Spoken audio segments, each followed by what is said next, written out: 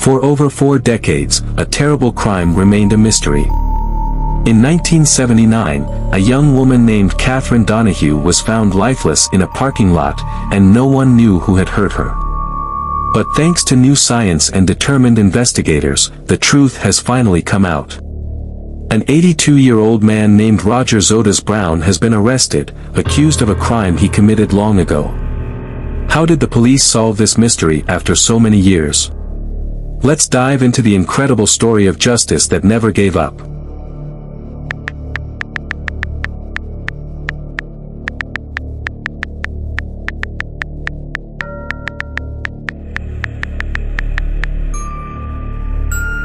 Imagine Maryland in 1979. It wasn't the high-tech world we know today.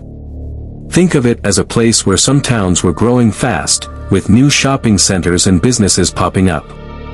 But other towns were still quiet, where everyone knew each other's names. People felt safe, like nothing bad could happen in their neighborhood. Baltimore, the big city, was always busy. But outside the city, life was slow and peaceful. People thought crime was something that happened in other places, not in their safe little towns. But sometimes, bad things happen even in the safest places. And that's what happened to Kathryn Donohue. Kathryn Donohue was a young woman with her whole life ahead of her. She was the kind of person everyone liked. She was friendly, always ready to help, and had a smile that made you feel good. She enjoyed the simple things in life, like baking cookies with her mom or laughing with her friends. She was also a hard worker, someone who didn't give up easily. She had dreams for the future, maybe to travel, have a family, or build a career. But those dreams were cut short. One night, Kathryn was out, just like any other young woman. We don't know exactly where she was coming from or going. Maybe she was heading home from work, or maybe she had been with friends. But something terrible happened. Her body was found in a parking lot. It was a shock to everyone. How could someone so full of life be gone? The police came and started looking for clues, but it wasn't easy. Back in 1979, police work was very different. They didn't have the fancy technology we have today. There were no security cameras watching the parking lot. No cell phones to track where people had been. Detectives had to rely on old-fashioned methods, talking to people, looking for physical evidence, and using their gut feelings. They worked hard, but nobody seemed to have the answers. The person who killed Kathryn had vanished. Kathryn's family was devastated. They waited for news, hoping for justice. But as time passed, the case went cold. It was like her story was locked away, waiting for someone to find the key. Some crimes are forgotten over time, but Kathryn's case wasn't. Even though years went by, detectives never really gave up.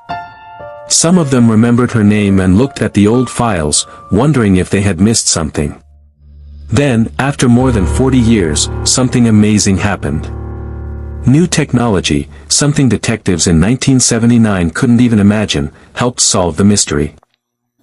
DNA testing, which matches tiny pieces of evidence to a person, led investigators to a man named Roger Zotas Brown. He had been living his life as if nothing had happened, but the truth finally caught up with him. After all those years, justice was finally within reach. It was a quiet night in Maryland, with empty streets and a few cars passing by. The air was cool, and the streetlights cast long shadows. Most people were home, getting ready for bed, unaware of what had just happened. In a parking lot, under the dim light, Kathryn Donohue lay still. Her smile, which made everyone feel special, was gone. The silence of the night surrounded her, and the world moved on, unaware of the tragedy. A man on his way home from work found Kathryn. He might have been tired from a long shift or just passing by when he saw something strange. At first, he probably thought she was just resting, waiting for a ride. But as he got closer, he knew something was wrong. He called out to her, but she didn't answer. With shaking hands, he ran to a payphone and called 911. "There's a woman here," he said. She's not moving. I don't think she's breathing. Within minutes, police cars and an ambulance arrived. The parking lot became a crime scene. Yellow tape went up, keeping people away. Officers searched for clues, looking for anything that might lead them to the killer. In 1979, police work was different. There were no security cameras or cell phones.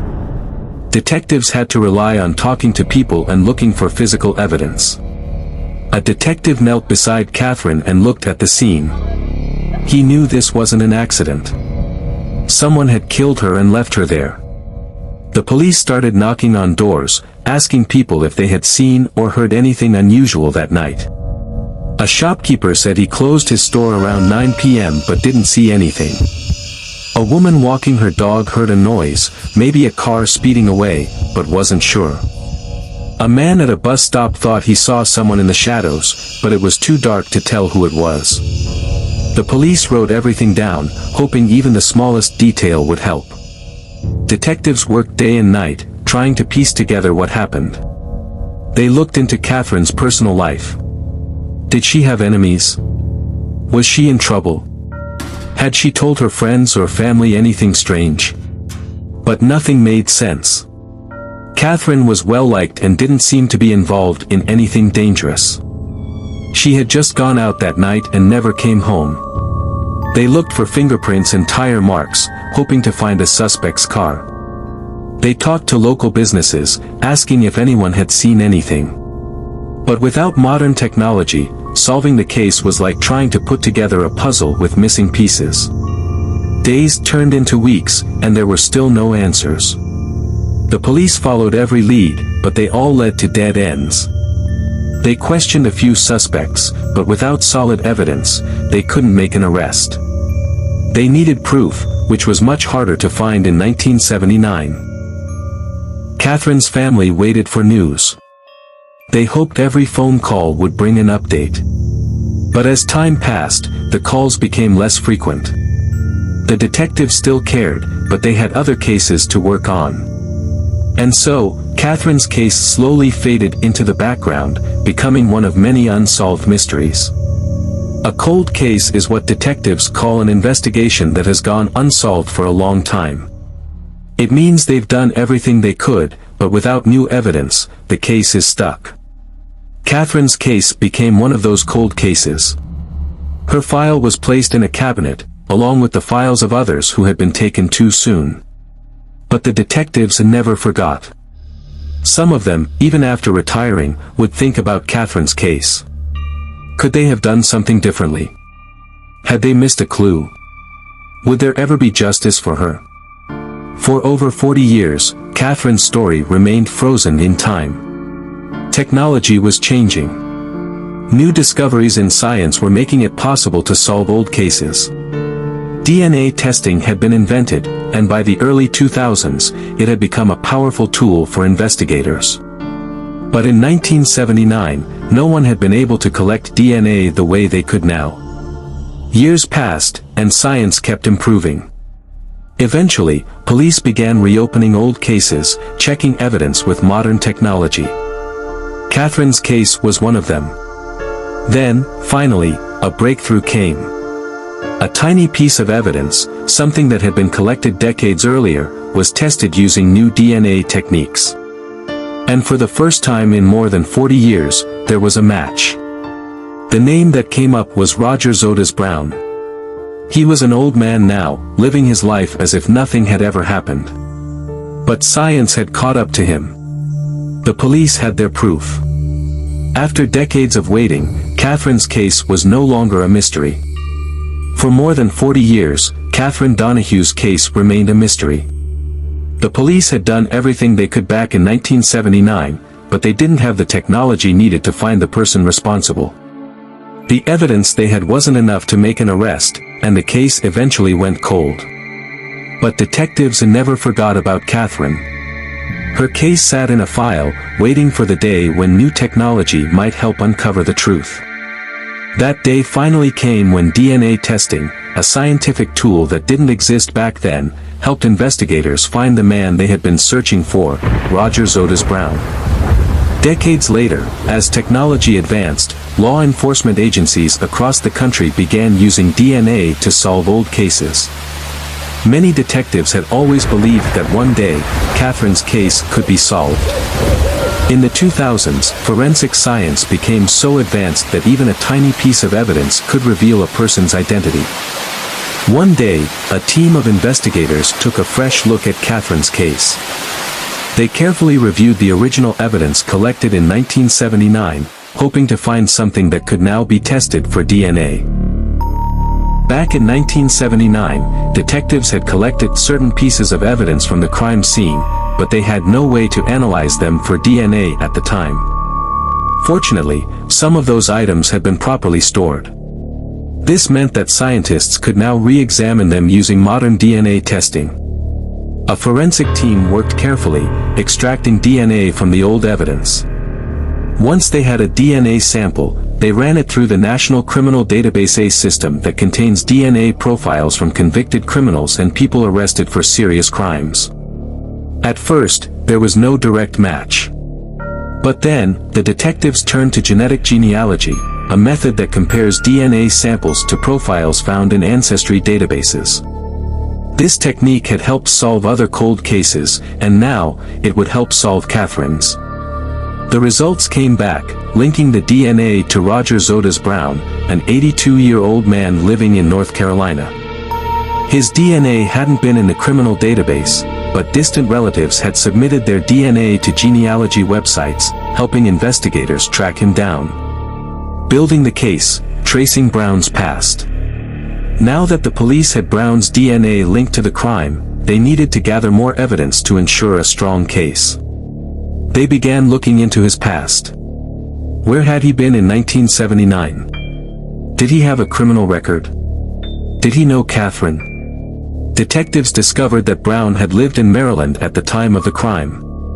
Though he had never been arrested for a major crime before, investigators believed they finally had the right suspect.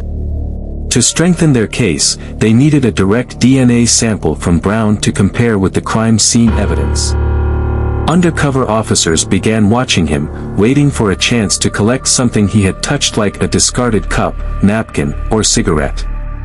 One day, he unknowingly left behind an item with his DNA on it. Investigators sent it to the lab, and the results were a perfect match to the DNA found at the scene. There was no doubt Roger Zodas Brown was the man responsible for Kathryn's murder. With DNA evidence and investigative proof, police obtained an arrest warrant. A team of officers traveled to North Carolina, where Brown had been living a quiet life, likely thinking he had gotten away with his crime. When they arrived at his home, they knocked on the door. Brown, now an elderly man, answered. He was likely surprised to see law enforcement officers standing outside. Roger Zodas Brown, you are under arrest for the 1979 murder of Kathryn Donohue. He was handcuffed and taken into custody. Facing justice, the aftermath. Brown was extradited to Maryland, where he was officially charged with first-degree murder, rape, other related offenses. After more than 40 years, justice had finally caught up with him. Kathryn Donohue's case is proof that no matter how much time passes, the truth has a way of coming to light. For more than 40 years, it seemed like her case would remain a mystery. Her family was left without answers, and the person responsible for her death lived freely. But justice never truly disappears, it only waits for the right moment to be revealed. Thanks to determined detectives and advancements in forensic science, the truth finally caught up with Roger Zodas Brown. He may have thought he had escaped the consequences of his actions, but time and technology proved otherwise. Justice may take time, but it never stops moving forward. Investigators, scientists, and loved ones never stop seeking the truth. And when the truth is found, it speaks louder than any lie, no matter how many years have passed. For Kathryn and so many others whose stories remain untold, cases like this give hope. No crime is forgotten, and no person's life is erased. The truth always finds a way to be told.